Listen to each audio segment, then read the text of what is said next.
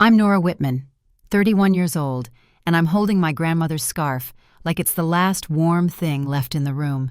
The funeral parlor smells like furniture polish and wilted lilies, and the carpet hushes every step as if grief should be quiet. My mother dabs at her eyes for the camera on her phone. My father whispers to the funeral director about charges and timing, and my brother's glasses glow blue with numbers scrolling across a screen. Every so often the casket's brass catches the light, and I have to look away because it makes the room feel staged. I count the stitches in the scarf to steady my hands. When the service ends, the family drifts like a small parade toward the attorney's office across town, and I follow, feeling the floor tilt. By the time we sit down, I can hear my grandfather's voice in my head, telling me to breathe through my nose like I'm about to make a hard move on a chessboard. I don't know it yet, but the next 10 minutes will redraw the lines of my family. Before I go any further, tell me where you're listening from in the comments and tap like and subscribe if you've ever had to keep your composure while someone doubted you. I grew up in a one-bathroom bungalow where Saturday mornings smelled like pancakes and motor oil because I spent almost as much time in my grandparents' garage as I did at the kitchen table. Harold Bennett's first delivery truck sat in that garage even after Bennett Logistics had a fleet. He kept it because he said it reminded him that every big thing starts small and needs tending.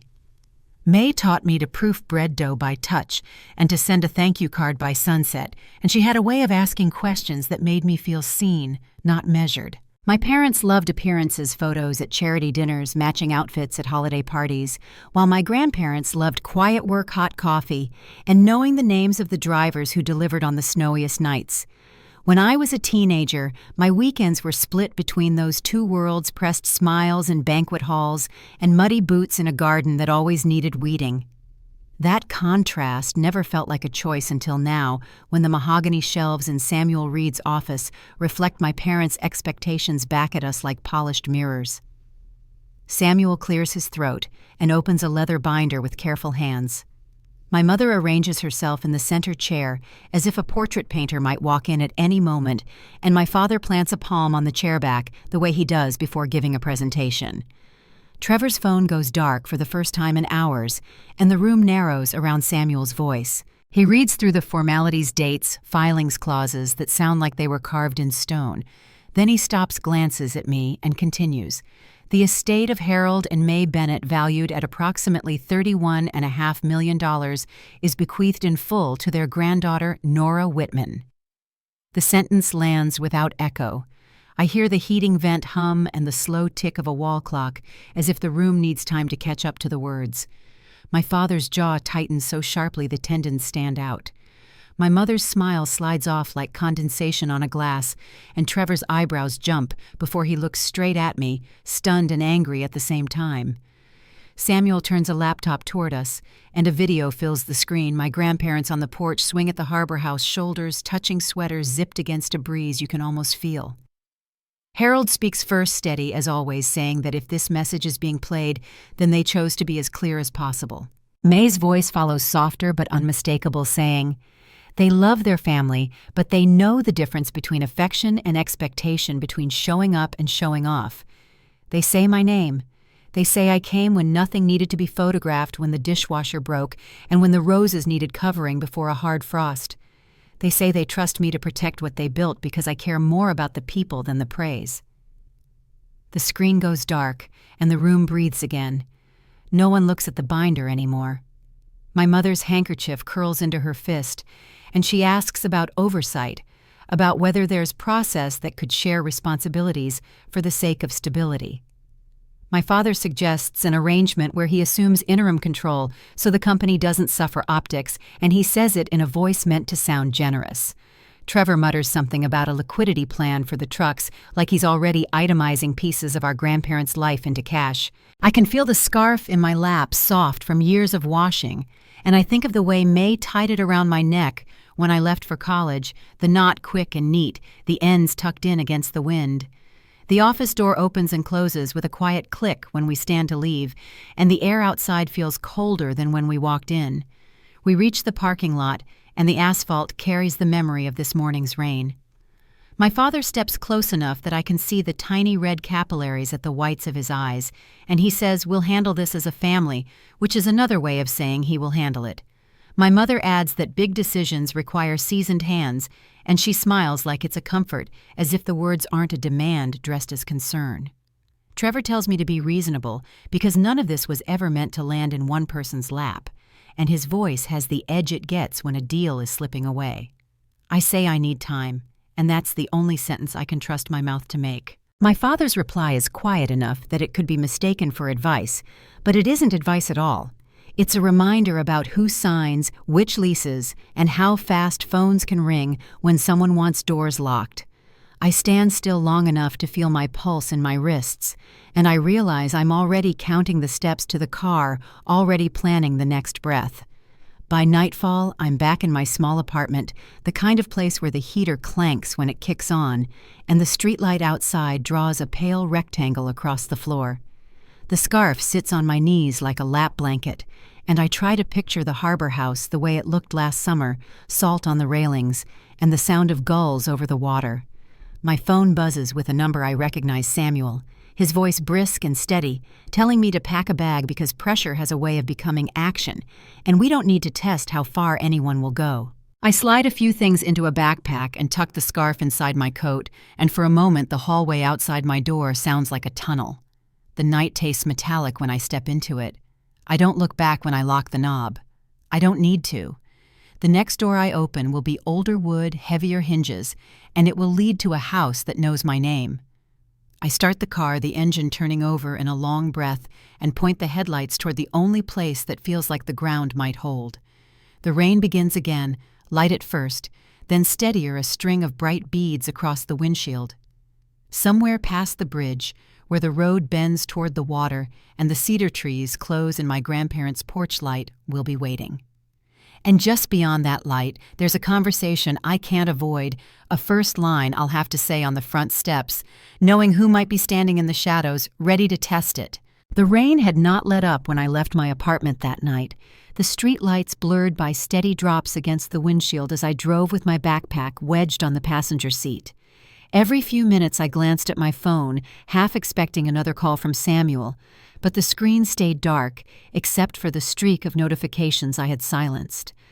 By the time I reached the harbor road, the wipers were moving so fast they clicked at the edges, and the old cedar trees on either side leaned in like watchful figures. Then the house appeared, its porch light steady, casting a glow across the gravel drive, the same way it had every summer of my childhood.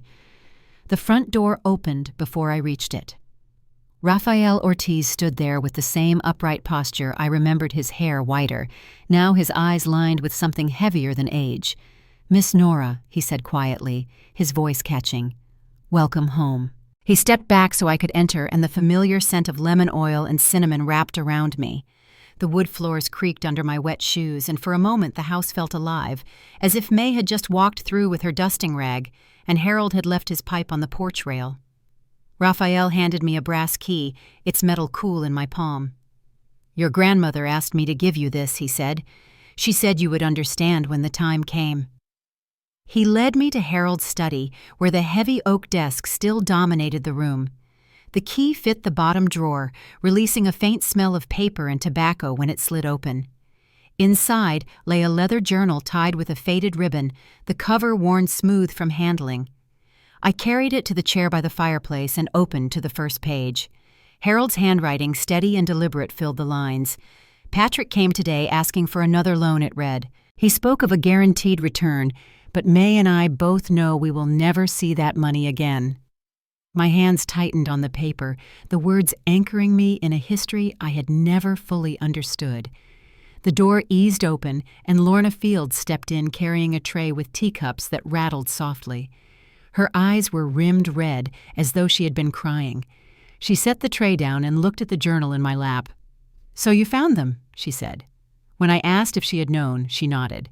"May wanted a second record. She asked me to keep copies." She left the room and returned with a cardboard box, its weight making the floor groan. Inside were neat folders of loan agreements, unsigned, repayment promises, startup proposals that never bore fruit. Even property transfer papers Diane had once tried to push across May's bedside table when she was weak and recovering. Lorna spread the files out across the desk, her voice steady. "They were bleeding them dry for years," she said. "Your grandfather kept believing the best. Your grandmother saw more clearly." I turned another page in May's journal, an entry from a Christmas dinner.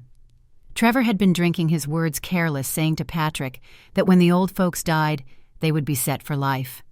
My breath caught as I remembered that holiday, how I had worn a second-hand sweater and Diane had frowned at it while Trevor had unwrapped a designer watch.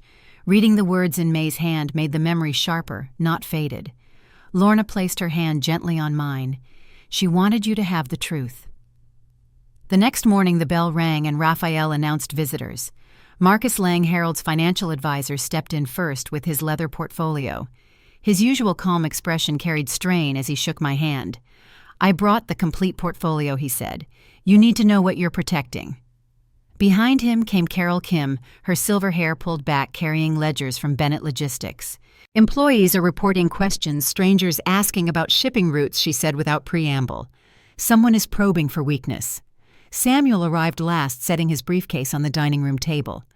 "I've prepared protective measures," he said. The three of them, joined by Raphael and Lorna, formed a circle of steady faces around me, each holding a piece of the story my grandparents had left unfinished. As we spoke, my phone buzzed with a voicemail.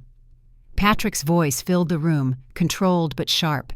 "This can end with everyone satisfied, or it can get very ugly. Your choice." The words hung in the air long after the message ended. While silence settled, a knock came at the door, and Raphael returned with a manila envelope delivered by courier. Inside were old photographs of me as a child, faces crossed out in red ink. Samuel slipped the photos into a plastic sleeve, his tone calm but firm. "This is escalation," he said. "We'll treat it as evidence."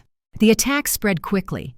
Diane called my workplace, speaking with Principal Crawford about her concerns for my stability.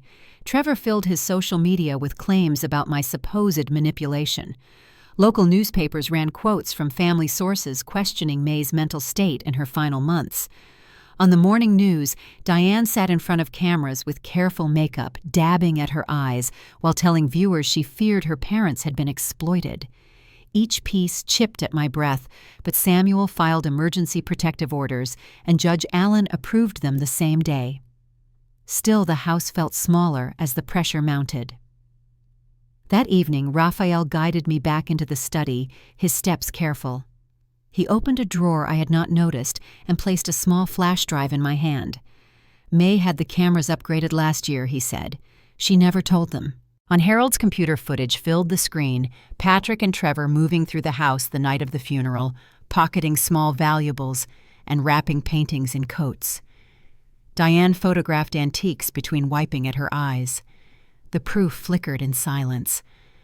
I whispered the words before I realized I had spoken. They were stealing while pretending to grieve.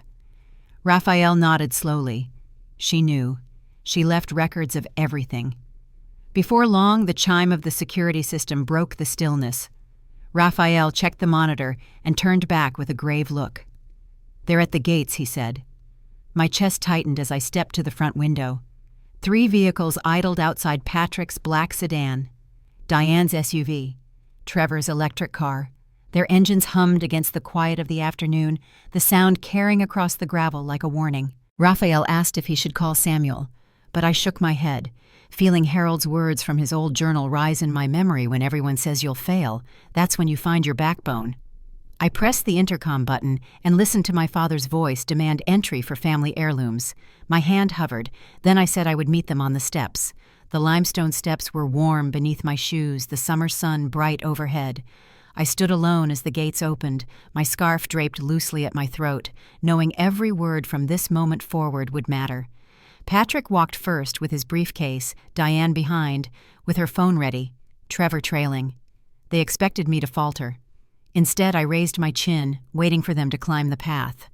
What came next would decide more than the silver or the lamps they claimed. It would decide whether the home behind me remained safe or became one more battleground. And as they drew near, I felt the quiet resolve settle in the kind my grandparents had trusted me to carry. The gravel crunched under 3 sets of tires as my parents and Trevor stepped through the open gates, the sound carrying up to the limestone steps where I stood. The sunlight pressed hard against my shoulders, the heat baking into the stone beneath my shoes. My father strode first, his briefcase swinging like a weapon he meant to use, his expression locked tight. Diane followed with her phone raised, angling the camera as if to capture her own grief, her black dress neat and calculated. Trevor lagged slightly behind, eyes darting between us, his shoulders tense as though unsure whether to follow their lead or break away. "This has gone far enough," Patrick said, his voice cutting the air. "We're here for what rightfully belongs to all of us. Great-grandmother's silver service, the Tiffany lamps. Let's start with those." His words rolled like instructions, not requests. My hands stayed still at my sides, the scarf at my neck catching in the breeze. I met his eyes and answered with the same steadiness I remembered from Harold. "Those items are listed in the will as part of my inheritance." My mother's expression flickered before she stepped in. "A will we are contesting?" she said, her tone sweetened with practice. "Darling, you're in over your head. Let us manage things until the courts make their decision." Trevor moved suddenly, his feet carrying him toward the front door as he muttered, "I'll just grab my things from my old room."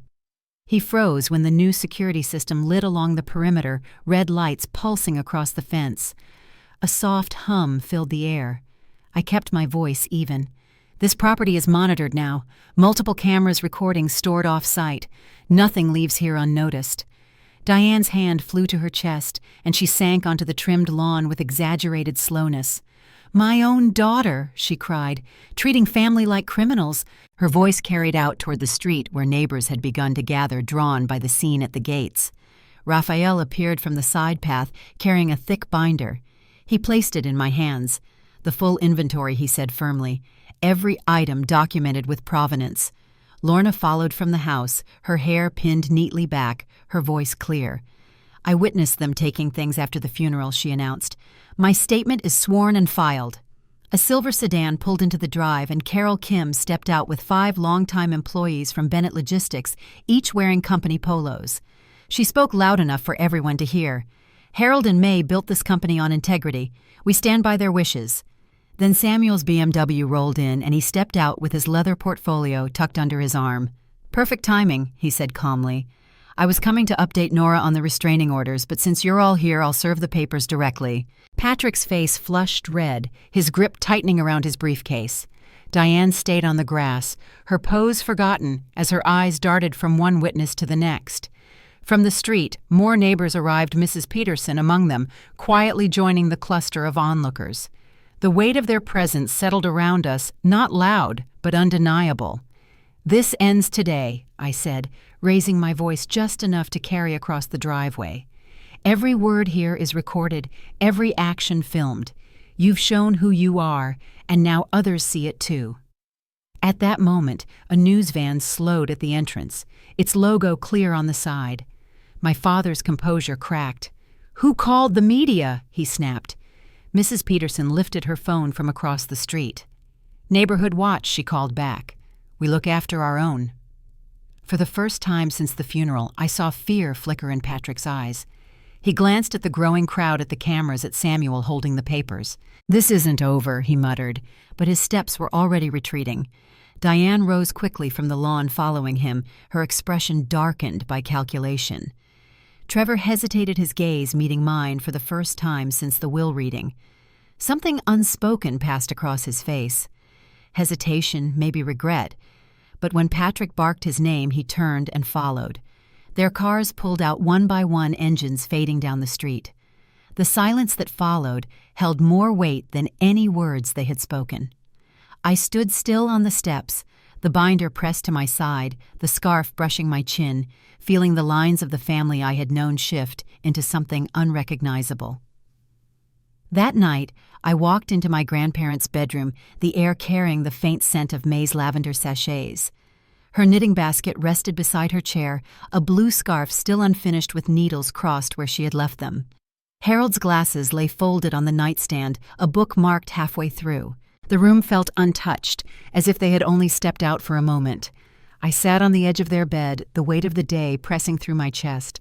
The knitting needle slipped into my hand, and I held it tight, the metal cool against my palm. The grief I had held back at every meeting, every confrontation, finally broke through. For the first time since the funeral, I let myself weep in the quiet of their room. When the morning came, the light filtered through the lace curtains softer than I remembered. I sat still, the scarf around my shoulders, and realized the house had shifted. It no longer felt like a place I was trespassing in. It felt like a home entrusted to me. Later that day, the team gathered again in Harold's study. Samuel spread legal folders across the polished desk, Peter reviewed financial protections on his tablet, and Carol brought reports from Bennett Logistics. I took Harold's seat at the head of the table. My voice sounded different as I spoke, steadier, no longer caught between fear and obligation. "We need comprehensive plans," I said. "Not just defense. We're going to build something sustainable." The room fell into motion, injunctions prepared, accounts secured, employees reassured. Each step layered over the fear with structure and purpose.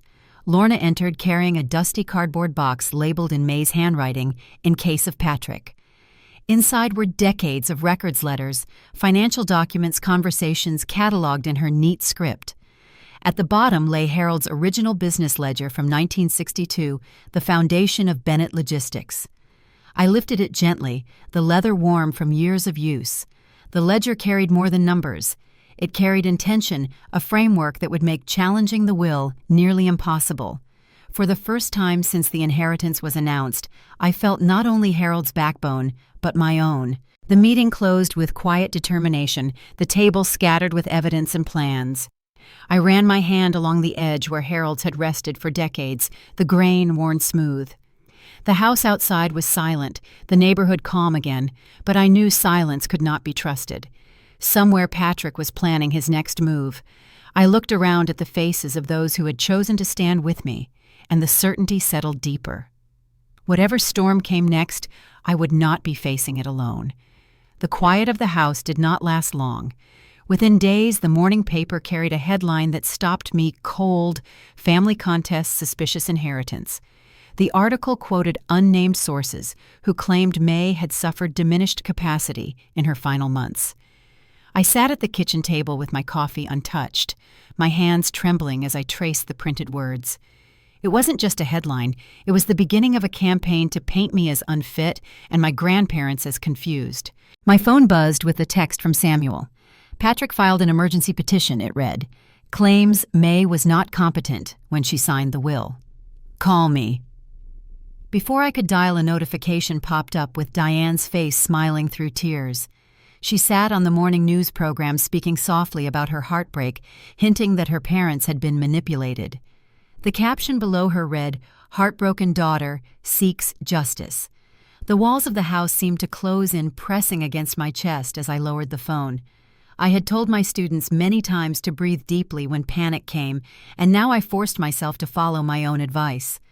Raphael knocked lightly on the door and stepped in holding his tablet. His eyes were heavy as he passed it to me. A social media page filled the screen, Justice for the Bennett Legacy. Trevor's name sat at the top. Hundreds of comments lined the feed, people I had grown up with writing their doubts, asking whether I had taken advantage of Harold and May. Summit Freight has already had clients contact us, Raphael added. They received anonymous letters questioning the company's stability. I closed my eyes, the weight of each attack pressing deeper. They're coming from every angle, I whispered. Raphael touched my shoulder and guided me into Harold's study. He opened a drawer I hadn't noticed before and placed a small flash drive in my hand. Your grandmother installed cameras last year, he said. She never told them. On the screen, footage appeared from the day of the funeral. Patrick and Trevor moved through the rooms, taking antiques, checking values on their phones. Diane wrapped silver in her scarf between wiping her eyes. The images flickered in silence, but the truth was loud enough. She knew, Raphael said quietly. She kept records of everything. The chime of the security system interrupted us. Raphael glanced at his phone and returned with a grave look. They're at the gates again. My heart pounded as I walked to the front window. 3 cars idled: my father's sedan, my mother's SUV, Trevor's electric car. Their engines rumbled like a threat. I turned back to Raphael. No calls this time. I'll handle it. My hand brushed the scarf at my throat, Harold's words echoing in my mind. When everyone says you'll fail, that's when you find your backbone. I pressed the intercom. I'll meet you on the steps, I said. The sun was sharp as I stood on the limestone, the house solid behind me. The gate swung open slowly, and my parents approached with practiced expressions. Patrick carried his briefcase like evidence waiting to be presented. Diane raised her phone, prepared to capture her performance. Trevor lagged, his posture tense. "We're here to collect family heirlooms," Patrick announced. "They belong to all of us." I kept my voice steady. "They belong to me. The will made that clear." Diane's voice softened to a practiced tremor. "Sweetheart, let us guide this until the courts decide. You're not prepared." Trevor moved forward, suddenly muttering about his old room. He stopped short as the new security system lit red across the fence line, the hum filling the air. "The property is monitored now," I said. "Every step, every action is recorded off-site." Diane gasped and collapsed to the grass, clutching her chest. My own daughter treating family as criminals. Her cries carried toward the street where neighbors were gathering to watch. Raphael stepped into view with a binder. The full household inventory, he announced, handing it to me. Every item accounted for. Lorna came next, her hair pinned back, her voice strong. "I witnessed them taking items after the funeral," she declared. "My statement is sworn." A silver sedan pulled in, and Carol stepped out, followed by longtime employees in company shirts. She spoke clearly, her words carrying across the lawn. "We stand by Harold and May's wishes." Moments later, Samuel arrived, his briefcase tucked under his arm. "Perfect timing," he said, scanning the scene. "I came to update Nora on the restraining orders, but since you're all here, I'll serve them now." Patrick's face darkened, but the circle around me only grew stronger. From the street, Mrs. Peterson waved her phone. "Neighborhood watch," she called. "We look after our own." A news van slowed at the curb, its logo bright against the afternoon sun. For the first time, fear crossed Patrick's face. His voice dropped, his composure cracking. "This isn't finished," he muttered. Diane rose quickly, brushing grass from her dress, her expression calculating. Trevor paused, his eyes meeting mine for a moment. Something unreadable lingered there before Patrick barked his name and he followed. Their cars rolled away, leaving the drive silent, except for the low hum of the cameras. The scarf brushed against my chin as I stood, the weight of the house behind me and the strength of witnesses beside me. The storm had grown louder, but for the first time I felt the ground hold beneath my feet. That evening, I sat in Harold and May's bedroom, the unfinished blue scarf still on the needles, Harold's glasses folded neatly on the nightstand. The grief I had kept locked inside poured out, my shoulders shaking as I clutched one of May's needles. I stayed there until dawn, the light filtering through lace curtains, the house settling around me like it had accepted my place. Later that morning, Samuel, Peter, and Carol gathered again in the study. I took Harold's chair no longer as an intruder, but as the one entrusted to protect. "We aren't just defending," I said. "We're building." The words surprised even me, but they held steady.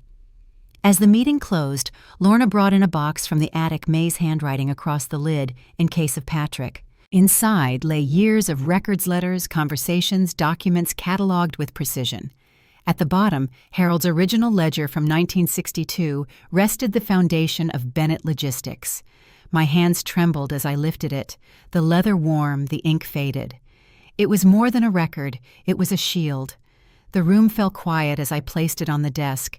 For the first time, I felt not just their trust, but my own strength rising to meet it. The sun lowered outside the house, calm again. Yet I knew this calm was temporary. Patrick had retreated, but he had not surrendered. I looked at the faces around me. Samuel, Raphael, Lorna, Peter, Carol, and I knew the fight was shifting. The next battle would not be at the gates, but in the public eye, and I needed to be ready for it. The calm after that confrontation did not hold for long.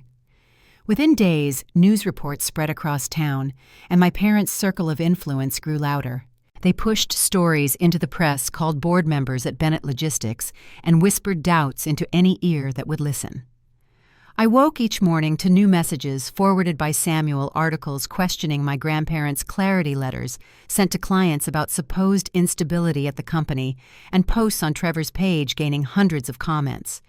Each attempt reached deeper, not just into my name, but into the company Harold had spent his life building. One morning, Raphael guided me into Harold's study. He carried another of May's tucked-away surprises, a small USB drive she had hidden. On Harold's computer, footage filled the screen my parents and Trevor moving through the house on the night of the funeral. They checked price tags online, slipped silver into coats, wrapped candlesticks in scarves. Watching the images, my chest tightened. The proof was there, undeniable, yet the smear campaign outside the walls painted me as the manipulator. Samuel said quietly, "This will matter more than you realize, not just for the court, but for everyone watching." That same week, Patrick arrived at the gates again, this time flanked by Diane and Trevor, their cars lined like a procession. I stepped out onto the steps, the scarf light around my shoulders, and waited as the gates opened. My father's voice was sharp, announcing their intent to claim heirlooms, speaking like a man accustomed to authority. I met him with steady words reminding him the items were listed in the will. Diane's expression shifted, her practiced grief slipping as she spoke of me being in over my head. Trevor tried to step inside, only to stop short when the red lights of the security system flickered. His unease showed in the hesitation of his steps.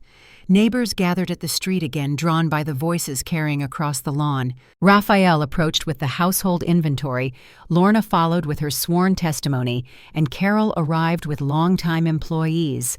Their presence surrounded me, each one anchoring me to the truth Harold and May had left behind. Then Samuel arrived, his portfolio in hand, and served restraining orders in full view of everyone watching. Patrick's composure cracked his face, flushed red, as murmurs rippled through the small crowd. From across the street, Mrs. Peterson raised her phone and called out that Neighborhood Watch had called the media. A news van slowed to a stop at the curb, its logo bright against the afternoon sun. My parents retreated, Diane brushing grass from her dress, Patrick muttering that it wasn't finished. Trevor paused long enough to meet my eyes, something unreadable flashing across his face before he followed them out. That night, I walked through Harold and May's bedroom again. The unfinished scarf rested where May had left it, the knitting needles crossed in quiet pause. Harold's glasses sat folded beside a half-read book, the room holding a stillness that made the loss sharp.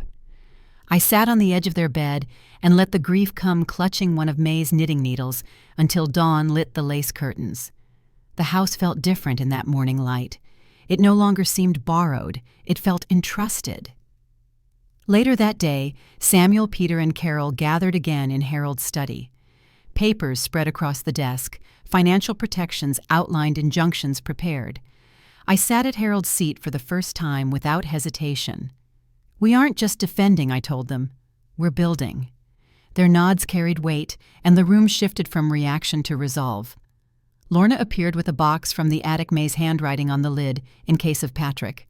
Inside were decades of careful records letters and financial documents catalogued with precision.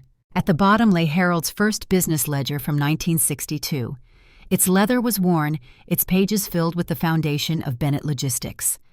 I lifted it gently, the ink faded but steady, and felt the weight of more than paper in my hands. It was a shield as much as a record. Days later, Samuel briefed me on new attacks, clients contacted directly by Patrick, rumors about company stability spreading faster than we could counter. Principal Crawford called to assure me that Diane had cornered him at my school, raising concerns about me. He dismissed her as unstable, but the attempt cut deep. A courier delivered a thick folder labeled Evidence of Manipulation. Inside were photos of me with Harold and May, annotated with false questions, even printed emails meant to suggest undue influence. At the back, by mistake, were threatening emails Patrick himself had sent to May, complete with his signature. Samuel shook his head. "They're getting desperate," he said. I nodded, the folder heavy in my lap. The Chamber of Commerce luncheon loomed next, a gathering Patrick had planned for weeks.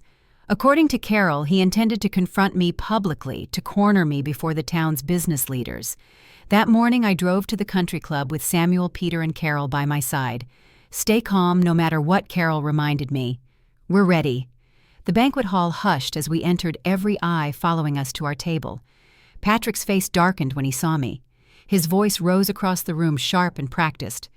"There she is," he said, "the girl who's destroying our family's legacy. Harold would be ashamed." Before I could answer, Richard Hale, the chamber president, stood and tapped his glass. "Actually, Patrick, we're recognizing Bennett Logistics today for 40 years of service and community integrity. Harold established this award, and we are proud to present it to his chosen successor." The room erupted in applause. I stood slowly, legs heavy, and walked to the podium. The Crystal Award caught the light as I held it. "My grandparents built Bennett Logistics on 2 foundations," I said, my voice carrying across the hall. "Excellence in service and investment in people. Their legacy is not measured in dollars, but in lives improved." The ovation that followed washed over me in waves. Former drivers stood to share stories of Harold helping them in hard times. Local charities spoke of May's quiet generosity. The president of the community college announced a new vocational scholarship funded by the Bennett Foundation. Samuel's press release later that evening carried the story beyond the room news outlets, reporting not scandal, but integrity. The ripple was immediate. Patrick's business partners began distancing themselves. Diane's social circle closed its doors. Trevor's investors withdrew after learning of his repeated financial failures.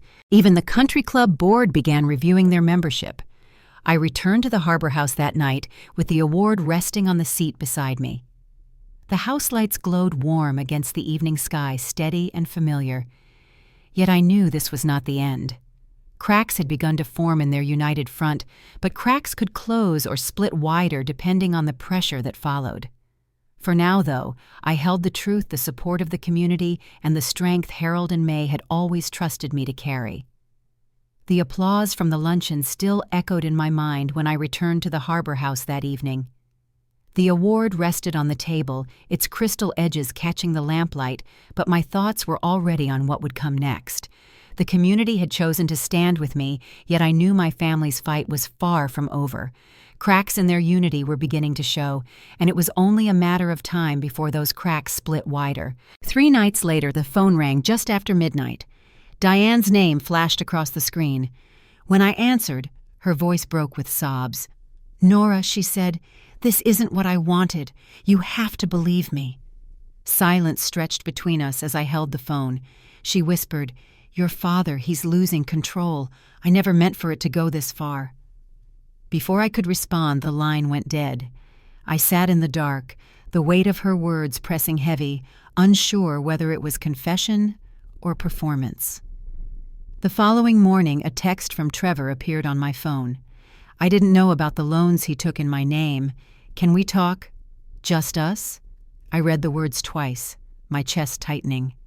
Hours later, Samuel called with another revelation. Patrick's attorney had requested a meeting, but without Patrick present. "They're fracturing," Samuel said. "The United Front is gone."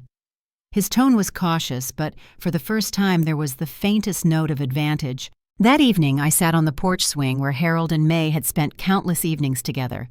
The air carried the scent of roses from May's garden, blooming faithfully as they always had.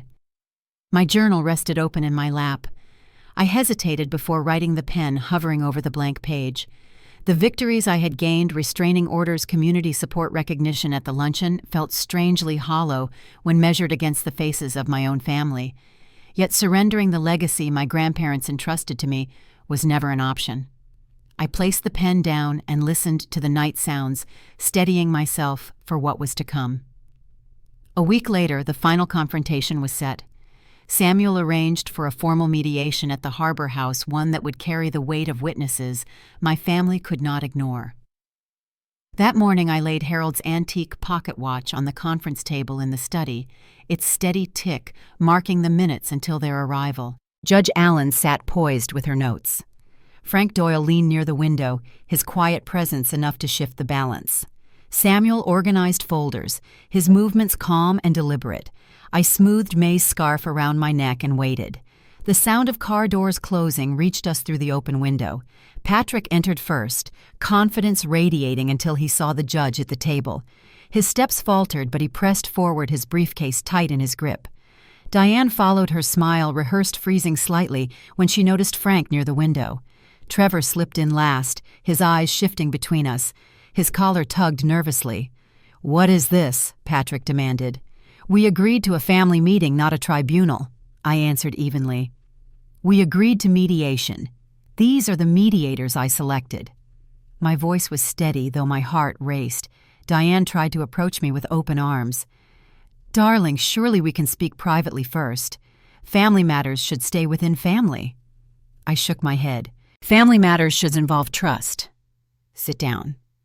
Patrick's face darkened, his voice low. "Either clear the room or we're leaving." I held his gaze. "We proceed with transparency or not at all. Your choice." After a tense pause, they sat. Samuel opened his laptop and began. Exhibit A. The television screen lit with footage from the security cameras, Patrick and Trevor loading paintings into the SUV, Diane wrapping silver. Trevor's face tightened as the images played. Diane's hand flew to her throat. Patrick spoke quickly. "Family heirlooms we were safeguarding," but his tone lacked conviction. Exhibit B, Samuel continued. Financial records appeared, each one highlighting unpaid loans from Patrick's ventures debts, totaling millions. Exhibit C, he said, moving through property transfer attempts Diane had pushed while May was hospitalized.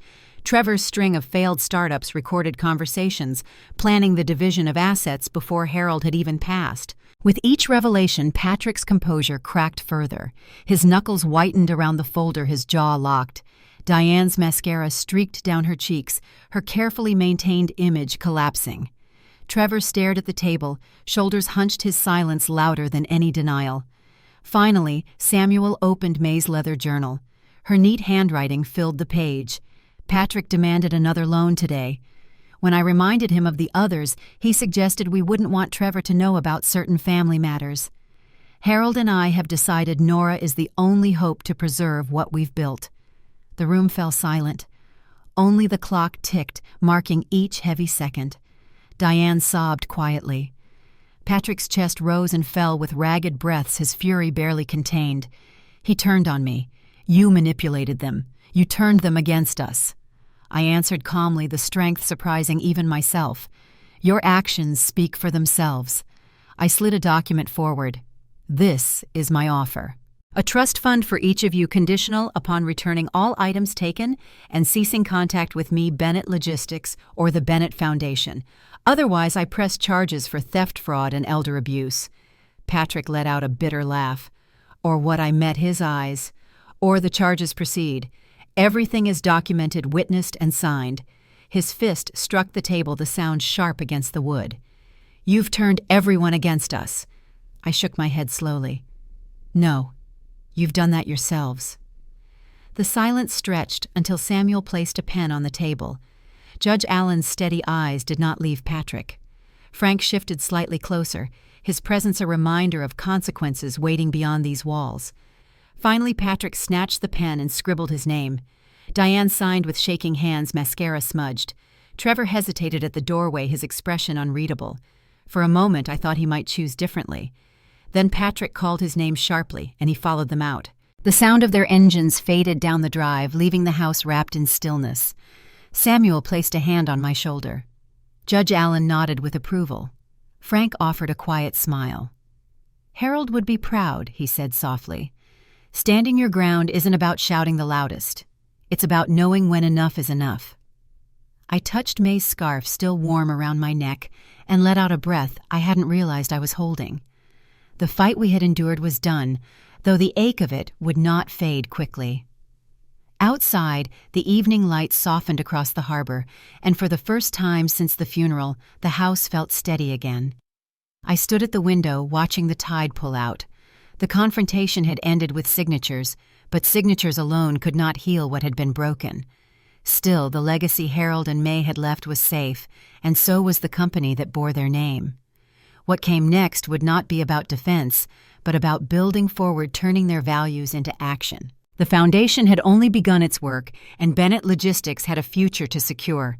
I turned from the window, ready to step into that future. 6 months after the confrontation in the study, my life found a new rhythm.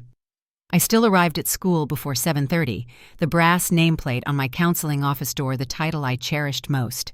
My desk held student essays and small thank you notes. reminders that the heart of my life had never been about courtrooms or contracts.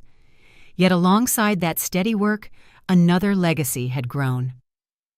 Summit Freight was thriving under the employee ownership model, and the Bennett Foundation had moved from paper to reality.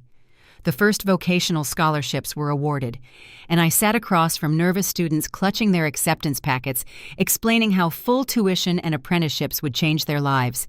At the Harbor House, gatherings shifted from tense meetings to celebrations. Carol brought updates on new equipment for drivers, Peter outlined community investments, and Samuel ensured every protection remained in place. Lorna used May's china to serve meals, and Raphael polished Harold's old chess set before sliding it across the table for friendly games. The rooms that once carried shadows of conflict now filled with voices of gratitude and planning. I often caught myself pausing in doorways listening to the hum of people working together, knowing this was what my grandparents had always intended. But the attempts from my family did not end completely. A courier delivered a request from Patrick for a bridge loan as his business collapsed. Hours later, an email arrived from Diane asking to join the foundation's board. Trevor sent a text about a new startup swearing this one was different. Each request was met with the same response: firm, polite refusals. Their choices had set them on a path I could not follow, and my grandparents' records ensured those paths no longer crossed mine in any harmful way. Still, each message carried the echo of what had been lost, and the ache of it lingered quietly. On my 30th birthday, the cottage at Port Orchard filled with friends and allies. There were no extravagant gifts, only thoughtful ones, a vintage edition of my favorite book, Garden Seeds from Lorna, a scarf hand-knit in colors May would have loved. Samuel lifted a glass of cider and offered a toast, to choosing your family by their actions, not by their blood. Around the table, smiles met his words, and the clink of glasses carried softly in the warm light. I glanced at Harold's pocket watch resting on the mantel, its steady tick a reminder of time measured not in loss, but in what had been rebuilt. The following Tuesday, a sophomore sat across from me in my office, her shoulders tense as she spoke. Her family had told her she owed them for everything they had done, pressing obligations into every corner of her life. She whispered that she felt trapped, uncertain how to move forward. I slid a packet across the desk: resources for therapy, legal advice, and boundary-setting exercises. Your worth isn't measured by their approval, I told her. The words were ones I had needed to hear months earlier, and now they belonged to someone else who needed them. She held the packet tightly, and for the first time that morning, her eyes carried a glimmer of relief. That evening, I walked the grounds of the Harbor House. A new grove of trees had been planted near the water, one for each scholarship recipient. A bench stood nearby, a simple plaque at its base: Legacy Lives Through Love, Harold and May Bennett. I sat there as the sun lowered across the bay, the house glowing softly behind me. My journal rested on my lap, its pages filled with notes from the past months, student stories, foundation plans, even recipes Lorna had pulled from May's collection. On the final page of May's journal, the lines had ended. Now mine began. The pen moved slowly at first, then with steadier strokes. The inheritance that mattered most was never measured in dollars, but in the values and lives it continued to shape. The tide moved quietly against the rocks, and the evening air cooled. For the first time since the will was read, I felt not only that I had survived the storm, but that I had stepped into a life built on my grandparents' vision. Yet I knew one more task remained to close the chapter fully, not only in legal terms, but in my heart. The confrontation had ended with signatures, but healing would take longer. Tomorrow, I would begin that final step. The morning after I sat on the bench by the new grove, I woke with a sense of stillness I hadn't felt in months. The fight with my family had ended with signatures, but the real work of closing that chapter still rested in me. I drove into town early, stopping at the courthouse where Samuel had filed so many papers on my behalf. This time, I wasn't there to defend anything. I was there to finish. I signed the final documents that secured the trust funds for my parents and Trevor, each one bound by the conditions I had set. They could never take from Harold and May again, but they could at least have a measure of peace. When the clerk handed me the stamped copies, I felt a quiet release in my chest, like an old door finally closing. Back at school, life carried on in the ordinary ways that always reminded me why I chose this path. Students crowded my office with nervous questions about college, worried confessions about home life, and small victories they wanted someone to witness. I kept May's scarf draped over the back of my chair, a reminder of the strength she had passed to me. Some days when a student's story echoed too closely to my own, I had to pause and steady my breath before answering, but I always answered with the honesty I wished I had received when I was their age. The Bennett Foundation grew faster than any of us expected. The first scholarship recipients planted their own trees in the grove, each sapling a sign that Harold and May's values would stretch into lives they had never met. Carol oversaw the new vocational training program, Peter expanded the profit-sharing model for Summit Freight, and Raphael continued to tend the harbor house with the same devotion he had given for decades. Lorna pulled more recipes from May's old boxes, turning board meetings into dinners that felt like family gatherings. Each of them reminded me that the true legacy wasn't the money, but the people who chose to carry forward what mattered. My parents never tried to see me again. The trust accounts were all they wanted, and once they were secured, the calls stopped. Trevor sent one final message, short, almost formal, saying he was leaving town to start fresh somewhere else. I didn't reply. There was nothing left to say. Some endings come not with loud words, but with silence that finally holds. I grieved what might have been, but I no longer carried the weight of trying to fix it. My grandparents had taught me that love meant seeing people as they were, not as we wished them to be. On my birthday that spring, we gathered again at the cottage. There were no speeches, no heavy discussions, just quiet laughter and the sound of waves outside the windows. Samuel raised his glass, reminding us of Harold's steady voice and May's careful pen, and for the first time those memories brought me more comfort than ache. I looked around the table at people who had stood with me, not because of blood, but because of choice, and I knew I had found my family. That night, I opened May's journal one last time. The final pages were blank, and I wrote my own words there. I wrote about standing on the courthouse steps with shaking hands, about neighbors who chose truth over gossip, about students who trusted me with their stories, and about the grove of trees that would outlive us all. When I set the pen down, the silence felt full, not empty. I've come to believe that justice is not about punishing those who wrong us, but about protecting the values that should never be lost: dignity, kindness, and the courage to stand firm, even when standing firm feels lonely. Harold and May gave me more than an inheritance. They gave me the backbone to honor what they built and the wisdom to let go of what could not be saved. The house, the company, the foundation, those are just vessels. The real legacy lives in every life we touch with fairness and care. So now when I walk the path to the grove in the evening light, I pause at the bench and let the breeze carry the scent of roses across the water. I think of the students whose futures are opening, of the drivers, whose families rest easier, of the people who chose to stand beside me when the world felt unsteady. And I whisper a thank you, knowing Harold and May would hear it.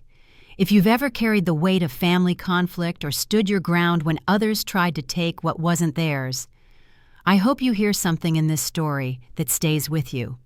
Share your thoughts. Let me know where you're listening from, and remember, sometimes the greatest inheritance we can pass on is not wealth, but the example of choosing integrity when it matters most. Manimai.